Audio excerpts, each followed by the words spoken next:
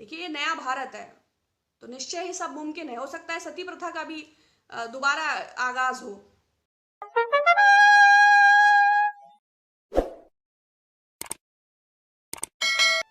नमस्कार आप सबको।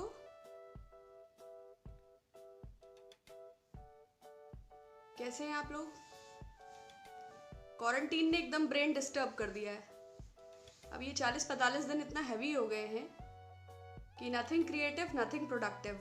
अब बस ये लग रहा है कि ये लॉकडाउन जल्दी ओवर हो और जिंदगी अपने तालमेल को दोबारा हासिल करे। आप लोग का काम धंधा कैसा है? देखिए, स्थितियां बहुत विपरीत हैं। आज लाइव आने के लिए एक स्पेशल कारण था, हालांकि आज रिजेक्ट करने के लिए भी एक स्पेशल कारण था। कल बीजेपी ने अपनी शाम को वेबसाइट पर एक इंफॉर्मेशन अपडेट की कि 7 मई यानी कि आज से वंदे भारत मिशन स्टार्ट कर रहे हैं।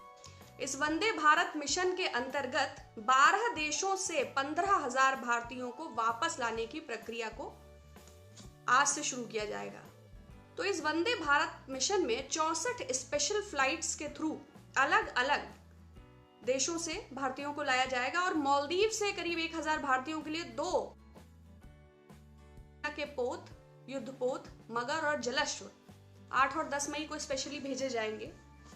तो एक तरफ तो आएंगे तो बहुत खुशी की बात है, दूसरी ओर प्रवासी श्रमिकों, कामगारों और मजदूरों का जो दर्द बराबर सरकार के दबाने के बावजूद, हालांकि प्रिंट और इलेक्ट्रॉनिक मेन स्ट्रीम मीडिया ऐसी खबरों को बहुत तरजीह नहीं देता, बहुत दुखद है।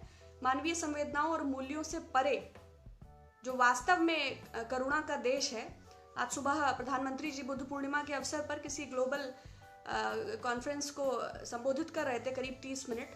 तो भाषण एज यूजुअल था, करुणा, दया, संकल्प, संस्कृति, मानवता, विश्व को दिशा दिखाई है, जैसा हमेशा होता है। हमारे पूर्वज नव भारती, ज्ञान भारती और संस्कृत भारती का मिक्सचर।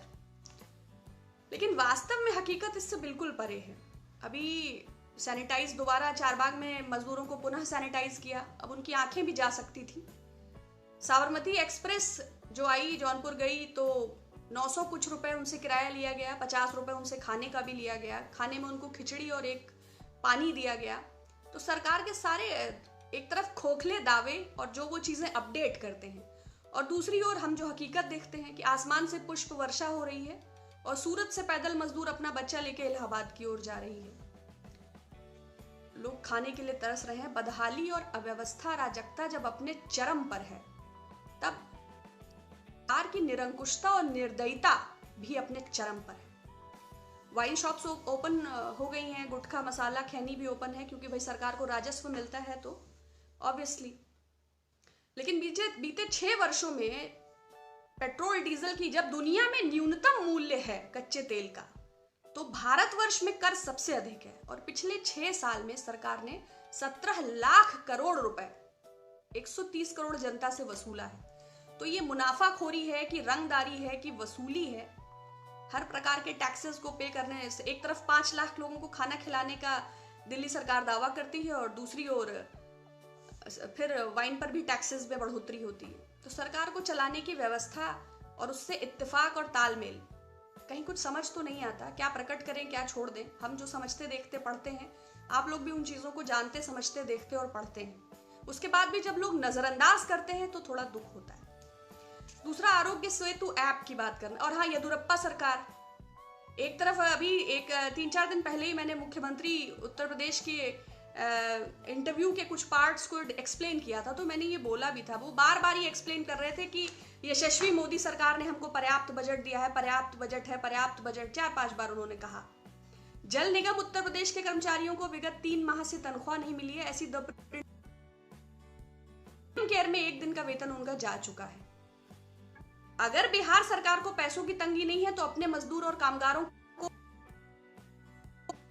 और कर्नाटक में मानवता के किस मूल्य के अंतर्गत ये बंधुआ मजदूरी और बेगार कराने के लिए श्रमिकों को जबरदस्ती रोका जा रहा है? देखिए, ये नया भारत है तो निश्चय ही सब मुमकिन है। हो सकता है सती प्रथा का भी दोबारा आगाज हो, जैसे बंधुआ और बेगार हम देख रहे हैं, लेकिन दुखद है ये।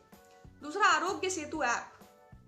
इसकी प्राइवेसी को लेके एक फ्रेंच हैकर ने जो दावा किया है, जब इसको बनाया मेक माई ट्रिप और गो आईबीबो, अब देश में आईआईटी भी हैं, देश के पास मिनिस्ट्री ऑफ इंफॉर्मेशन टेक्नोलॉजी भी, और मुझे लगता है पर्याप्त संसाधन और पर्याप्त मस्तिष्क ही उन्नत भारत के पास हैं, तो फिर दो ऐसी कंपनीज जिनकी 40% चाइनीज कंपनीज जिसमें इन्वॉल्व है, 40% कंपनीज से आरोग्य सेतु ऐप का होना, प्लस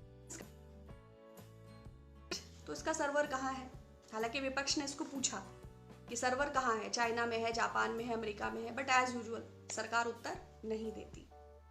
प्लस ये एक सर्विलांस टाइप का ऐप है, तो जाहिर बात है कि इसमें बहुत सारे फ्लॉज हैं, और जैसा कि पहले फॉर्मर प्रेसिडेंट कांग्रेस श्री राहुल गांधी जी ने भी इसको प्राइवेसी को लेकर चिंता जताई थी। इसके कुछ रेप्लिका टाइप से पाकिस्तानी सेना के द्वारा भी कुछ ऐसी खोटपेच की बात आई थी।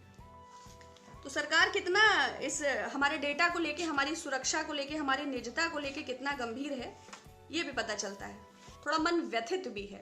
विशाखापट्टनम की जो घटना है, 60 से ज़्यादा लोग वेंटिलेटर पर हैं, 8 से ज़्यादा मौतें हैं और 200 से ज़्यादा लोग गंभीर स्थिति में हैं। जो उसके फोटोग्राफ्स मैंने अभी थोड़ी देर पहले देखे, तो हर तरफ एक अजीब सा माहौल है। बीइंग अ लेमैन, ये समझ ही नहीं आता है कि किस पर क्या रिएक्ट करें, और क्या किसी भी परिस्थिति पर एक आम भारतीय नागरिक होने के नाते मेरा कोई बस है, कोई भी चीज़ें मेरे बस में हैं, या हम हर ओर से बेबस हैं। हम उन मजदूरों के लिए भी कुछ नहीं कर सकते जो कर्नाटक में बंधक हैं, हम उस हाईवे पे चलती स्त्री के लिए भी कुछ नहीं कर सकते। हम प्रेयर कर सकते हैं, और विशाखापट्टनम की उस घटना के लिए भी मेरी संवेदनाएं हैं, मैं उसके लिए मैं हील करने के लिए मैं प्रेयर भी करूँगी। आप लोग से भी गुजारिश है कि ज़रूर आप अपने अपने और पूरी वर्ल्ड को हील करें, क्योंकि परिस्थितियों और घटनाओं पे जो चल रहा है, चाहे वो बात अर्थव्यवस्था हो, चाहे बेरोजगारी हो, चाहे जीडीपी हो, चाहे अराजकता हो, जो मिसमैनेजमेंट है। अब 18 तक लॉकडाउन है, इसके आगे क्या प्लान है ये भी नहीं पता है। तो ना गवर्नमेंट के पास कोई पॉलिसी और आइडियोलॉजी है, और हम आप तो हर्ड ऑफ पीपल। नमस्कार। इस बिना सोचे समझे किए गए लॉकडाउन का सबसे ज्यादा असर मध्यम वर्गीय पर पड़ा है, ऐसा नहीं है। कुछ लोगों के मेल्स आए जॉब से रिलेटेड, मैं एक डेटा शेयर करना चाहूंगी कि कैसे अदूरदर्शी और अविवेकी फैसले पूरी जनता को प्रभावित करते हैं। लॉकडाउन के पहले हफ्ते में जो आंकड़ा था centre for monitoring Indian economy, वह संस्था जो भारत की अर्थव्यवस्था को सबसे करीब से देखती है, वो आंकड़ा 6% था। आज लगभग 5वें हफ्ते में यह आंकड़ा 27.11% है, मतलब लगभग 4 गुना वृद्धि हुई है। पिछले वित्तीय वर्ष में करीब 40 करोड़ 40 लाख लोग इनफॉर्मल सेक्टर के रोजगार से जुड़े थे। इनफॉर्मल सेक्टर मतलब कोई सैंडविच बेचता है, कोई जूता गांठता है, कोई आटा चक्की चलाता है, कोई दाल पीसने का काम करता है, अलग अलग यूनिट्स में, अलग अलग जगहों पर। अभी इसका जो ताज़ा आंकड़ा है उसमें करीब 12 करोड़ 20 लाख लोगों ने सिर्फ लॉकडाउन के दौरान centre for monitoring Indian economy के शोध के मुताबिक अपनी नौकरियां गंवा दी 40-45 दिनों में। सबसे ज्यादा इनफॉर्मल सेक्टर में 75% दिहाड़ी मजदूर आते हैं। अलग अलग सेगमेंट्स के अलग अलग लोग हैं। इनफॉर्मल इन द सेंस जैसे ट्रैवल एंड टूरिज्म, अब परिवहन पूरी तरह बंद है, टूरिज्म पूरी तरह बंद है, होटल्स, रेस्टोरेंट्स, वैन्स, कैब्स, इससे जुड़े हुए वो लाखों लोग जो टुकड़ों में इसके अंदर काम करते थे, दे ऑल आर लगभग jobless. Then manufacturing, leather, textile, clothing, जैसे नोएडा में बहुत सारी एक्सपोर्ट ओरिएंटेड यूनिट्स हैं, महाराष्ट्र में, चेन्नई में। जैसे हम सिर्फ आगरा की बात करें तो आगरा में लगभग 250 परिवार ऐसे हैं जो चमड़ा साफ करने और तैयार करने का काम करते हैं। वो लगभग 5000 इकाइयों से जुड़े हैं जो जूते बनाते हैं या लेदर के पार्ट्स, अलग अलग चीज़ों में इस्तेमाल करने वाली चीज़ें बनाते हैं, और उनसे लगभग 4 लाख लोग जुड़े हैं जो ये काम करते हैं, और वो सारे घर बैठे हैं। यही स्थिति कानपुर की है, यही स्थिति कलकत्ता की है, यही स्थिति चेन्नई की है। पूरे भारत में टुकड़ों में हम ये स्थिति देख रहे हैं। मूडीज की रेटिंग 0.6% वो कह ही रहे हैं, बहुत सारे लोग कह रहे हैं ग्रोथ नेगेटिव है। अगर सरकार से कहेंगे कि रघु राम राजन और अभिजीत बैनर्जी क्या कहते हैं तो सरकार को ऐतराज है, लेकिन सरकार के पूर्व आर्थिक सलाहकार अरविंद सुब्रमण्यम स्वामी खुद ये कहते हैं कि ग्रोथ नेगेटिव है और लगभग 0% हो जाएगी जीडीपी।